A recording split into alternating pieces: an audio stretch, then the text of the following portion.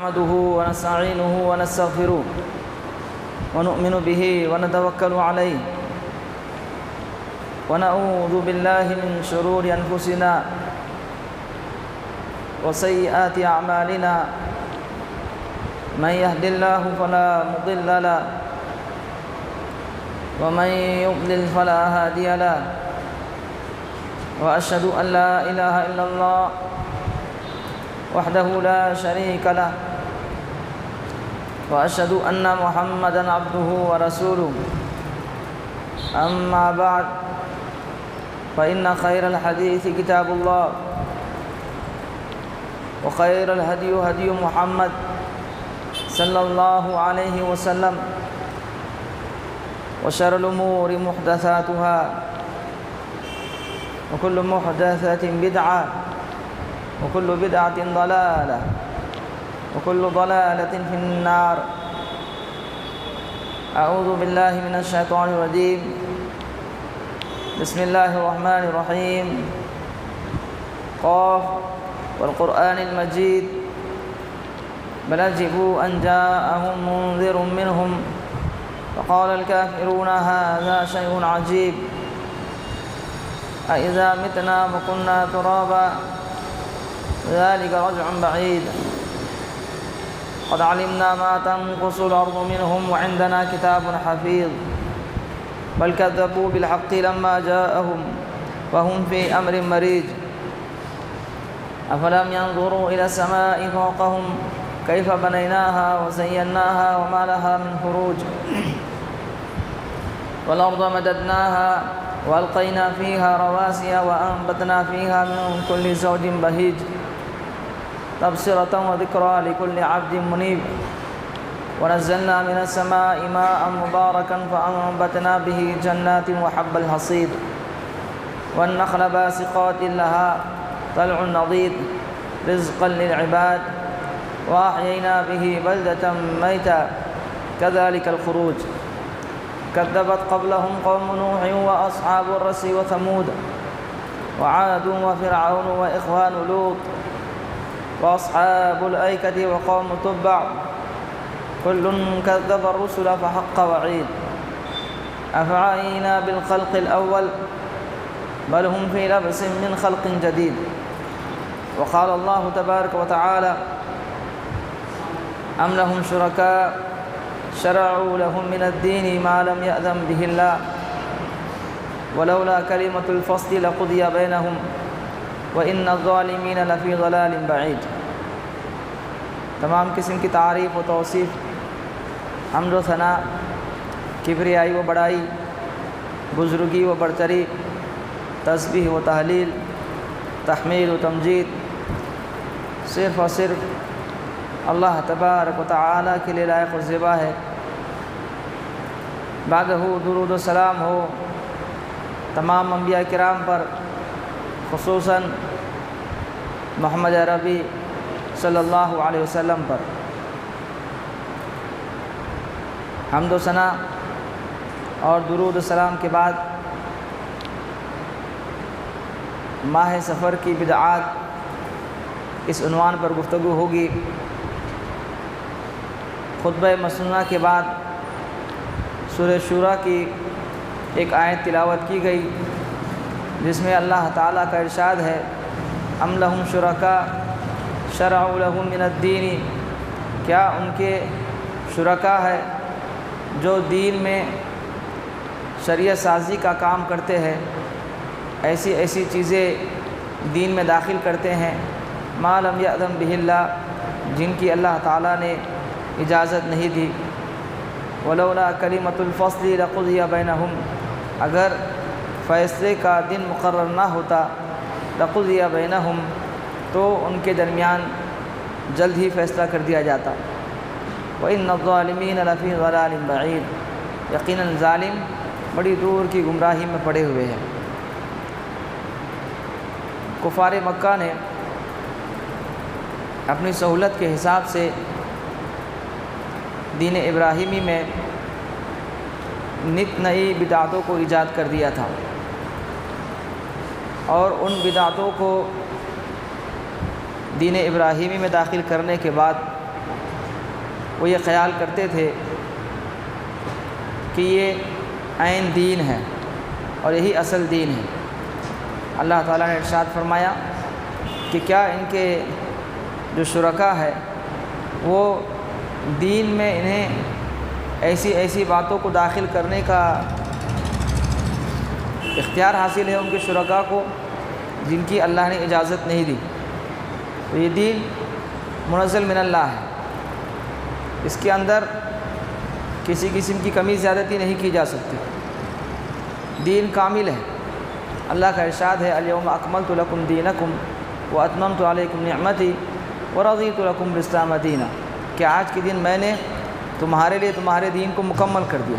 تو دین کامل ہے اور یہ اللہ تبارک و تعالیٰ کی جانب سے نازل شدہ ہے۔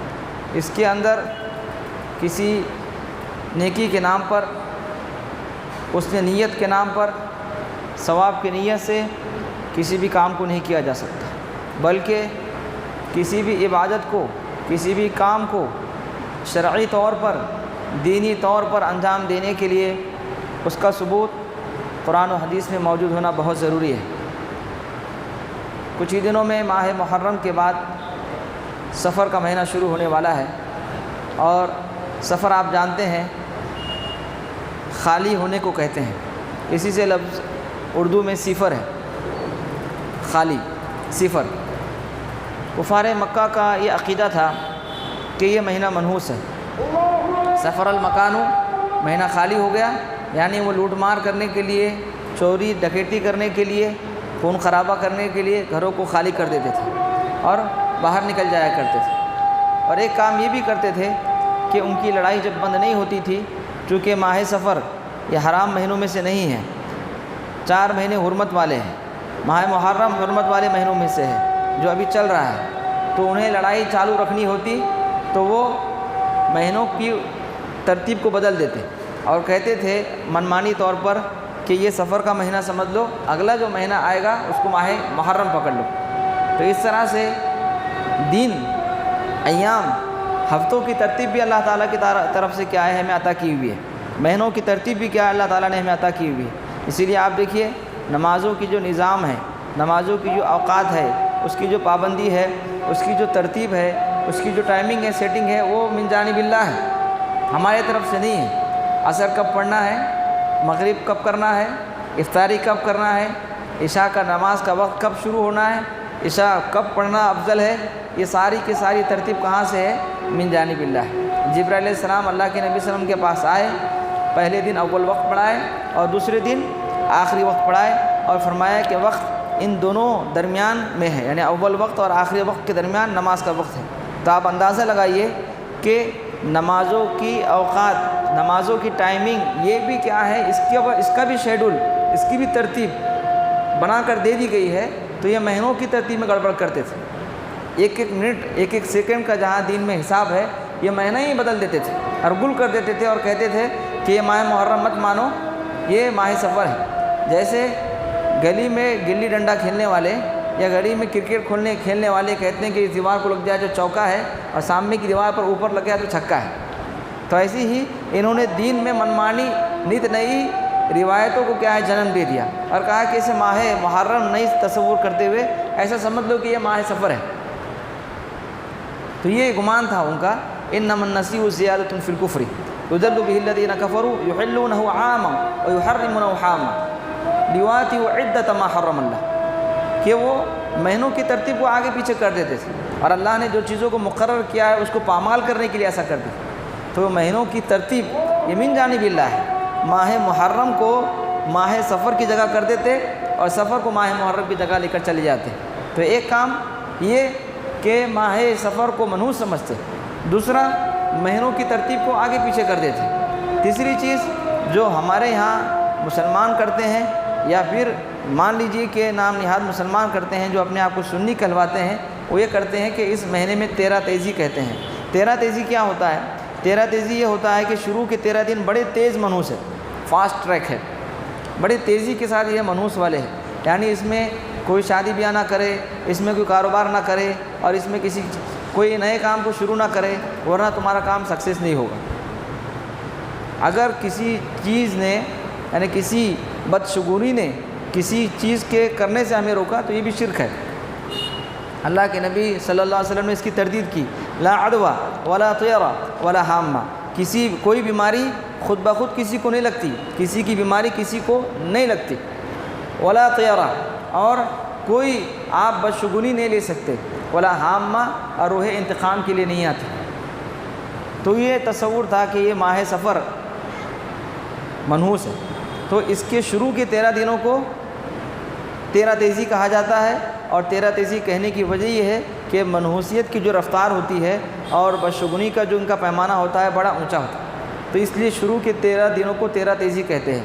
اسی طرح اس کی آخری بدھ کو کونڈے کرتے ہیں۔ کونڈے کیوں کرتے ہیں؟ کہ اللہ کے نبی صلی اللہ علیہ وسلم شفا یاب ہوئے تھے، اللہ کے نبی صلی اللہ علیہ وسلم درست ہوئے، آپ نے حلوہ کیا ہے کھایا تھا، اس کے لیے یہ کیا کرتے ہیں، حلوہ کھانے کا کیا ہے کام کرتے ہیں۔ اسی طرح اس کی آخری اس مہینے میں سلام والی آیتیں پانی کے برتن میں ڈباتے ہیں اور اس کو پیتے ہیں۔ جتنی آیتیں سلام والی ہے، 7 آیتیں جو سورہ 23 پارے میں سورہ صافات کے اندر ہے، اس کو کیا کرتے ہیں، وہ برتن میں ڈباتے ہیں، سلام علی نوح فی العالمین، سلام علی الیاسین، سلام علی ابراہیم، اس طرح کی جتنی بھی آیتیں ہیں ان کو برتن میں ڈباتے ہیں اور ڈبانے کے بعد اس کو پیتے ہیں۔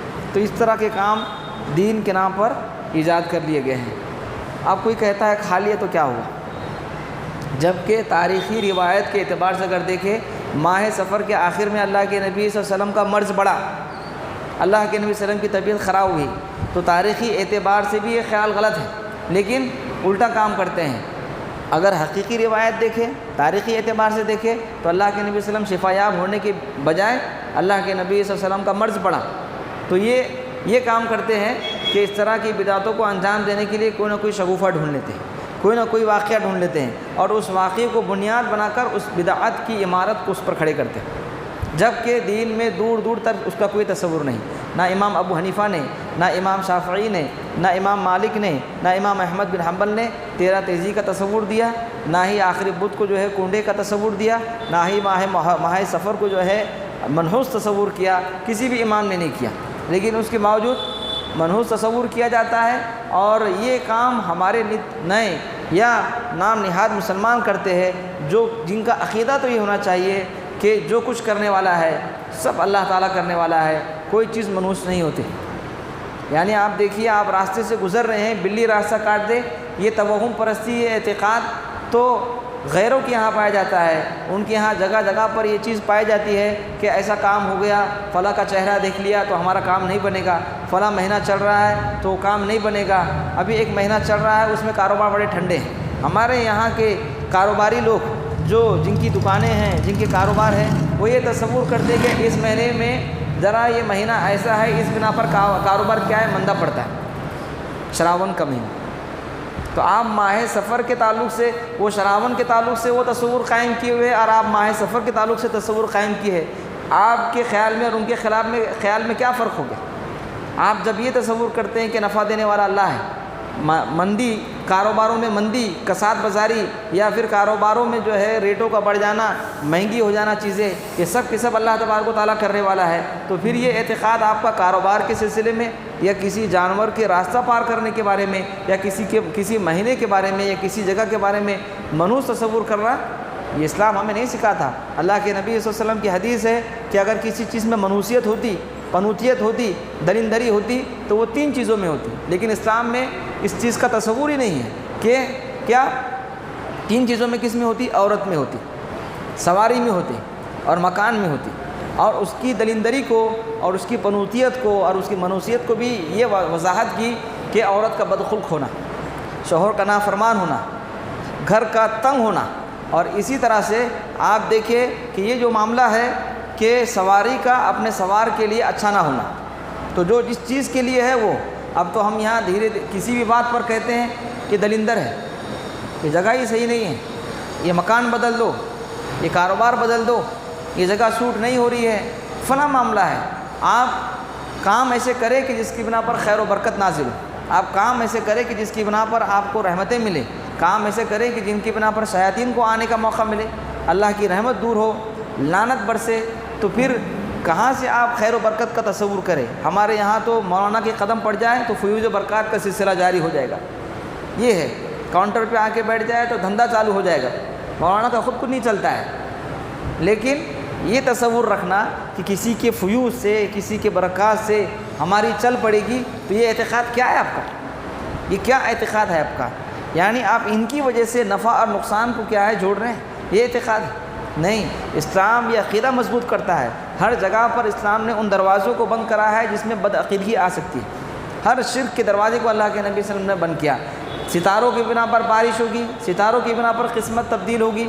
اللہ کے نبی صلی اللہ علیہ وسلم نے فرمایا کہ آج رات، اللہ نے کہا، اللہ کا ارشاد ہوا کہ آج رات میرے بندوں نے صبح کی، میرے بندوں نے آج صبح کی اس حال میں کہ کچھ مومن تھے اور کچھ کافر تھے. جنہوں نے اللہ پر ایمان لایا، ستاروں کا انکار کیا، وہ اللہ کے ایمانی ہے، اللہ کی اقراری ہے. اور جو اس بات کی وجہ سے یعنی جنہوں نے یہ اعتقاد رکھا کہ فلاں ستارے کی بنا پر بارش ہوئی، تو وہ اللہ کا انکاری ہے اور ستاروں کا اقراری ہے. تو ہمارے یہاں پر یہ ایمان اور یہ اقرار کا پیمانہ بہت پایا جاتا ہے. ہاں یہ کام ہوگا، اب ایسا ہوگا. یعنی آپ نیک فعل لے سکتے ہیں. جیسے اللہ کے نبی صلی اللہ علیہ وسلم صلح حدیبیہ کے موقع پر ایک تحریر لکھوا رہے تھے. سہیل آئے، اللہ کے نبی صلی اللہ علیہ وسلم جب صلح نامے کا وقت ہوا تو آپ نے کہا سہیل آئے، معاملہ آسان ہو جائے گا، سہل ہو جائے گا. تو یہ نیک فعل اس طرح سے لے سکتے ہیں، ایک تصور لے سکتے ہیں. لیکن یہ کسی کی ذات سے فیوز و برکات کا تصور رکھنا یا صالحین کے آثار کے ذریعے سے ان کی دیواروں کو چومنا اور پھر ان کی قبروں کو چومنا اور ایسے کرنا، اسلام میں اس کا کوئی تصور نہیں، کوئی تصور نہیں ہے. حضرت عمر رضی اللہ عنہ نے بیت رضوان کا جو درخت تھا اس کو کٹوا دیا. کیوں کٹوا دیا؟ اس وجہ سے کٹوا دیا کہ لوگوں کا یہ اعتقاد نہ ہو.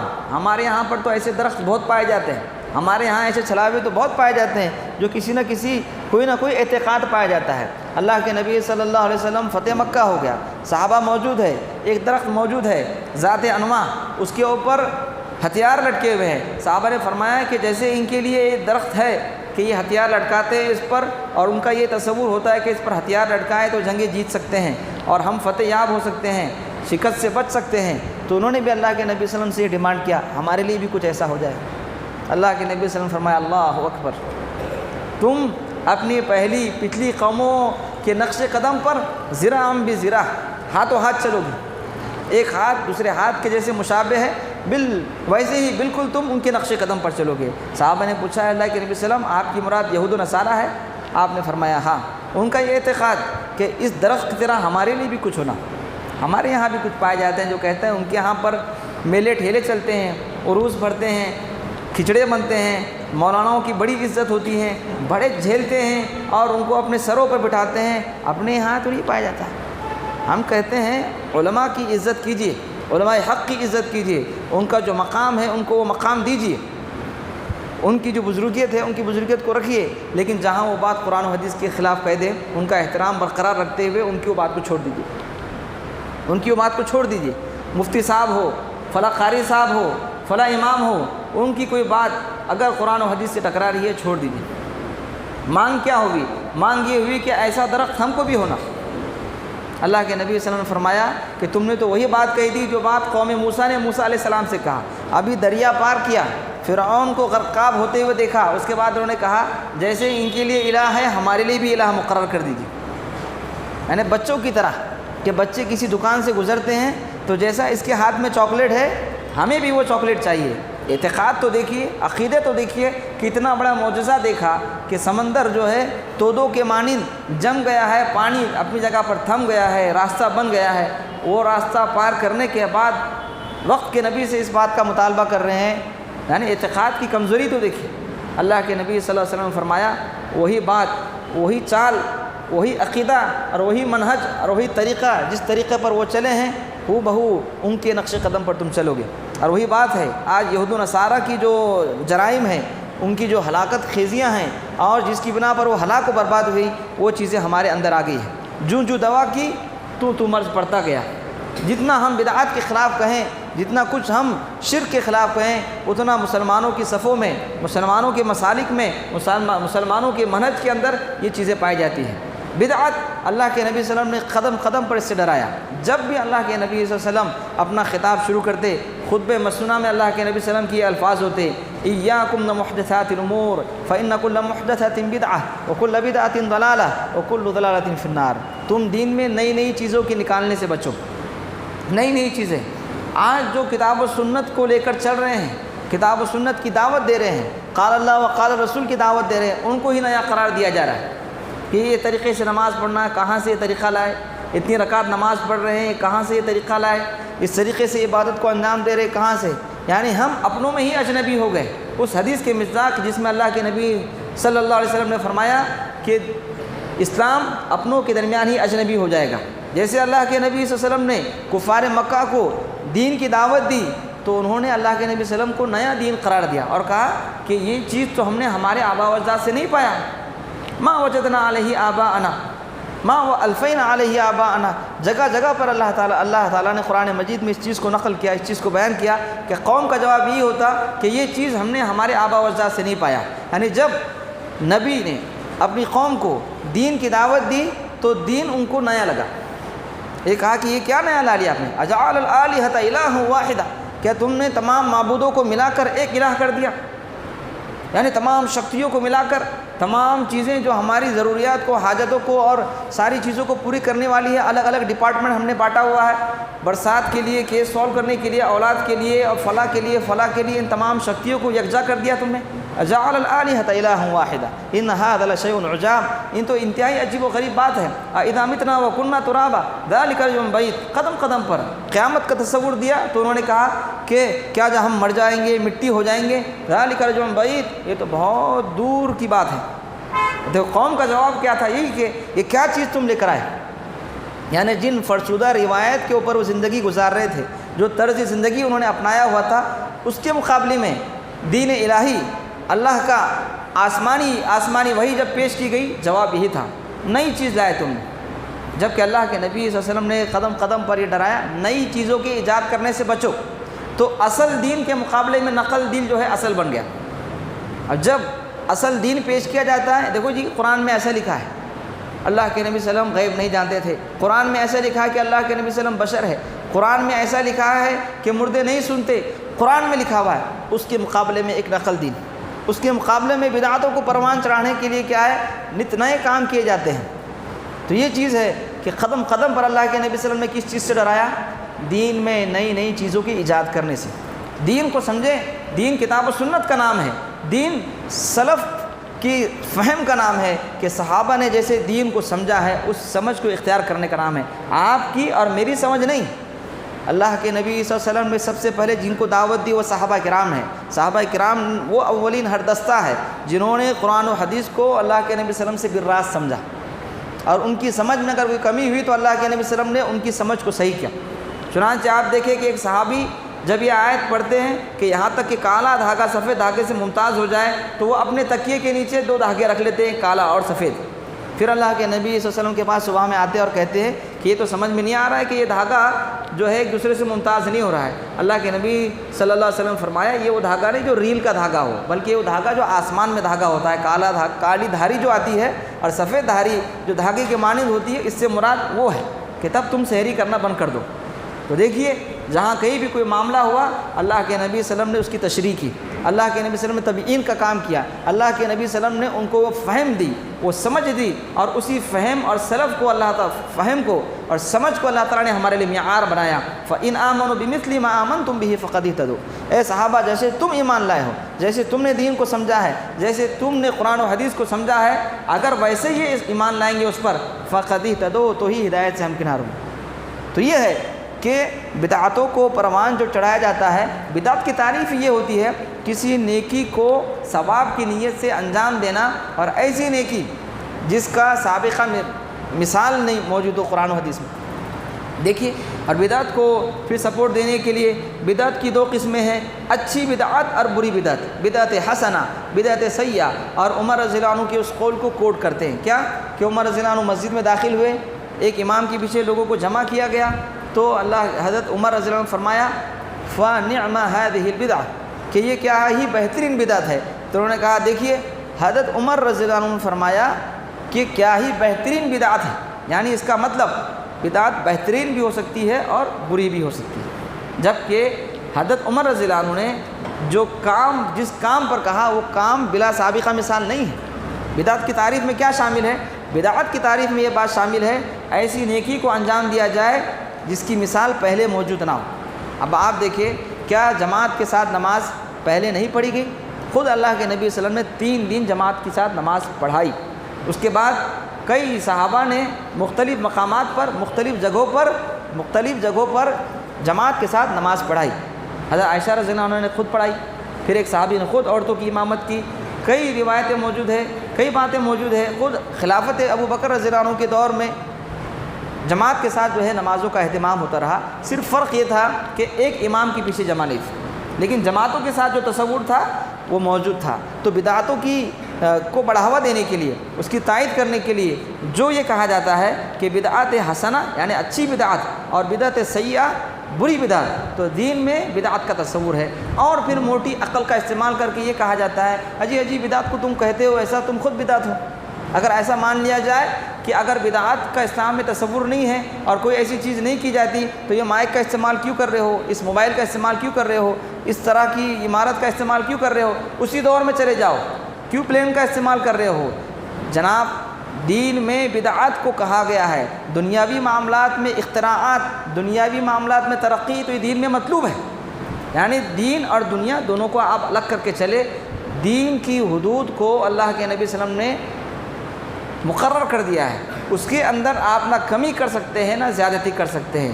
دین عبادات، معاملات، سیاست ساری چیزوں پر مشتمل ہے۔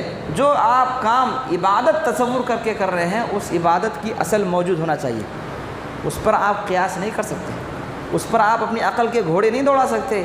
آپ یہ کہہ کر اس کو ہلکا نہیں کر سکتے کہ سیڑھیاں مت بناؤ، کچے مکانات میں رہو اور گاڑیوں کا استعمال مت کرو۔ نہیں، من احدث فی امرنا ھذا، الفاظ کیا ہے کہ اس معاملے میں، اس دین کے معاملے میں جس نے نئی چیز کو ایجاد کیا، ما لیس من، جو اس میں موجود نہیں ہے، فہو رد، تو وہ رد ہے۔ من عمل عملا لیس علیہ امرنا فہو رد، جس نے کوئی ایسا عمل کیا جس کا ہم نے حکم نہیں دیا وہ بھی رد ہے۔ تو آپ دیکھیں کہ بدعات کو سمجھنے کے لیے اور دین اسلام کی بنیادی بات سمجھنے کے لیے 2 ہی چیز ہے کہ آپ نے کوئی ایسا عمل کیا جو قیامت کی دن ناقابل قبول ہوگا، تو آپ سوچئے اللہ کے نبی سے آپ دیکھیے هل اتاک حدیث الغاشیہ وجوہ یومئذ خاشیہ عاملۃ ناصبہ، عمل کر کر کے تھک جانے والے، اتنا عمل آپ دیکھیے غیر اقوام میں کتنی تپسیاں کی جا رہی ہے، کتنی قربانیاں دی جا رہی ہیں، کتنا اسحاق کیا جا رہا ہے، پیدل لمبا سفر طے کیا جا رہا ہے، اور کتنی قسم کی نئی عبادتیں ہیں اپنے آپ کو تھکا دینے والی۔ عاملۃ ناصبہ، عمل کر کر کے تھک جانے والے ہوں گے۔ کچھ چہرے اس دن ڈرے ہوئے ہوں گے، گھبرائے ہوئے ہوں گے، ان کے اوپر دہشت تاری ہوں گی، کیوں؟ عمل کر کر کے تھکے ہوں گے، یعنی اتنا عمل کر کر کے تھک گئے لیکن رزلٹ 0، ناقابل قبول، رد۔ تو عمل ایسا کریں جس کا دین کے اندر تصور ہو۔ کسی بھی چیز کا اعتقاد رکھنا ہے تو اسے قرآن و حدیث سے لیا جائے گا۔ یہ تصور کر لیے کہ یہ دلندر ہے، یہ منحوس ہے، یہ پنوتی ہے، اور ایسا تصور قائم کیا گیا، اور کسی مہینے کے بارے میں جس کی ترتیب اور جس کو مقرر اللہ رب العزت نے کیا ہے، کسی جگہ کو ہم یہ نہیں کہہ سکتے، بلکہ کسی جگہ کی فضیلت کو اللہ نے مقرر کیا کہ فلاں جگہ فلاں پر فضیلت کے حامل ہے، فلاں رسول فلاں پر افضل ہے، فلاں دین فلاں پر افضل ہے۔ افضلیت تو ثابت ہے لیکن کسی جگہ کی منحوسیت ثابت نہیں۔ کسی دن کو، کسی لمحے کو، کسی گھنٹے کو، کسی شخص کو دلندر نہیں قرار دیا گیا۔ لیکن ہمارے ہاں یہ اعتقاد پایا جاتا ہے نہیں بہت برا ہو جائے گا کاروبار، جب سے ہم نے یہ شادی کی ہے بربادی کے دہانے پر ہے، جب سے ہم نے ان سے تعلقات وابستہ کیے ہیں گھر میں کرکریاں شروع ہو گئی ہے، جیسا کیے ہیں جب سے میں ٹھپ پڑ گیا ہوں۔ اعتقاد کس پر رکھ رہے ہیں آپ؟ دیکھیے، آپ نے اگر کسی چیز کی بنا پر اپنا راستہ تبدیل کر دیا، آپ نے شرک کر لیا۔ ارے ایسا کیوں ہو رہا ہوگا اپنے ساتھ؟ اپنے اعمال کا بھی تو جائزہ لیں، اپنا اعمال کا بھی تو جائزہ لیں کہ جو بھی مصیبت ہمیں پہنچتی ہے بإذن اللہ پہنچتی ہے، کچھ مصیبتیں پہنچتی ہے، کچھ آزمائشیں ہوتی ہے، نشیب و فراد آتا ہے، کوئی بھی معاملہ ہوتا ہے، نفع و نقصان ہوتا ہے، تو کسی نفع کو اگر آپ نے کسی شخصیت سے جوڑ دیا، کسی دن سے جوڑ دیا، کسی جگہ سے جوڑ دیا، آثار صالحین یعنی بزرگان دین کے فیوض سے جوڑ دیا، ہم فلاں جگہ گئے تو ہمارا کام بننا شروع ہو گیا، ہم نے فلاں میں داخلہ لے لیا، ہمارے یہاں بربادیاں شروع ہو گئی، یہ ہماری بدعقیدگی ہے، یہ بدعقیدگی ہم نہیں رکھ سکتے۔ اس کے لیے آپ یہ تصور رکھیں کہ ماہ سفر یہ اللہ کے مہینوں میں سے ایک مہینہ ہے، اللہ نے اسے مقرر کیا ہے، اسلامی سال کا دوسرا مہینہ ہے۔ پہلا مہینہ رو دھو کر، دوسرا مہینہ درندری اور اس کو منحوس سمجھنا، تو پھر اسلام کیا ایسا سبق دے گا ہم کو؟ پہلا مہینہ رو دھو کے واقعہ کربلا کو بنیاد بنا کر صحابہ کرام کو گالی دو، دوسرا مہینہ دلندر منحوس، شادی نہیں کرو، بیاہ نہ کرو، کیلنڈر دیکھو، قمر در عقرب دیکھو، دیکھو کہ اس میں ستارے مل رہی ہے کہ نہیں، یہ کیا جوشیوں کی طرح کنڈلیاں میں لانا شروع کر دیا ہم نے کہ تمہاری جو ہے شادی سکسیس ہوگی کہ نہیں۔ یہ اسلام ہے، ہمارا اسلام ہم کو امتیاز بخشتا ہے، ہمارا اسلام ہم کو ایک ایسی زندگی دیتا ہے جو امتیاز والی ہے، ایک شان والی ہے کہ جو کچھ ہے سب من جانب اللہ ہے، جو کچھ ہے تو اللہ کا فضل و کرم ہے کہ اللہ نے جو اسلام ہمیں دیا وہ کامل ہے، اس کے اندر نہ کسی بدعت کی گنجائش ہے، نہ اس میں ہم کسی شخصیت کے محتاج ہے، ہم محتاج ہے تو صرف اللہ رب العالمین کے ہے، اور اللہ رب العالمین نے جو چیز ہمیں کامیابی کے لیے دی ہے وہ کتاب و سنت ہے، وہ بھی فہم سلف، فہم صحابہ کے مطابق۔ اللہ تعالیٰ سے دعا ہے کہ اللہ تعالیٰ ہمیں بدعتوں سے بچائے، اللہ تعالیٰ ہمیں خرافات سے بچائے، اللہ تعالیٰ ہمیں رسم و رواج سے بچائے، اللہ تعالیٰ ہمیں سماجی فکر سے بچائے، اللہ تبارک و تعالیٰ ہمارے عقیدے کو بچائے، اللہ تعالیٰ ہمیں اغیار کی سوچ و فکر سے بچائے، اللہ تبارک و تعالیٰ ہمیں اسلامی سوچ و فکر عطا فرما، اے اللہ تبارک و تعالیٰ ہماری صفوں میں اتحاد پیدا فرما، اے اللہ تبارک و تعالیٰ ہمیں اپنوں کی قدر کرنے کی توفیق عطا فرما، اے اللہ تبارک و تعالیٰ ہمارے دلوں میں ایک دوسرے کے لیے محبت و الفت کو پیدا فرما، اے اللہ تبارک و تعالیٰ ہماری صفوں میں اتحاد و اتفاق پیدا فرما، اے اللہ تبارک و تعالیٰ عقیدہ توحید کو ہمیں اپنانے کی توفیق عطا فرما، اے اللہ تبارک و تعالیٰ عقیدہ سلف کو اپنانے کی توفیق عطا فرما، آمین۔ اے اللہ تبارک و تعالیٰ جہاں کہیں بھی مسلمان پریشان حال ہو ان کی پریشانی کو دور فرما، اے اللہ تبارک و تعالیٰ جو مرض میں مبتلا ہو انہیں شفائے کاملہ عطا فرما، جو قرض میں مبتلا ہو ان کی قرض کی ادائیگی کی راہوں کو ہموار فرما، آمین یا رب العالمین۔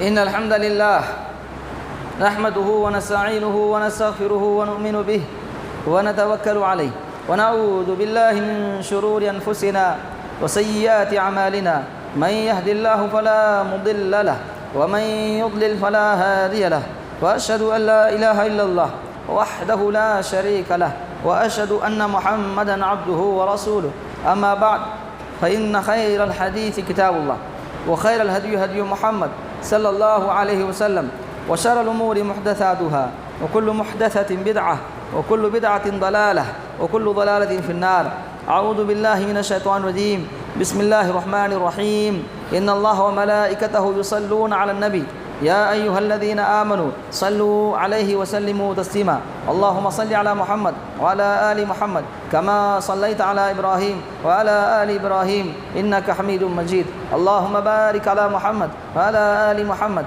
كما باركت على إبراهيم وعلى آل إبراهيم إنك حميد مجيد إن الله يأمر بالعدل والإحسان وإيتاء ذي القربى وينهى عن الفحشاء والمنكر والبغي يعظكم لعلكم تذكرون اذكروا الله يذكركم وادعوه يستجب لكم ولذكر الله تعالى أعز وأجل وأتم وأهم وأكبر والله يعلم ما تصنعون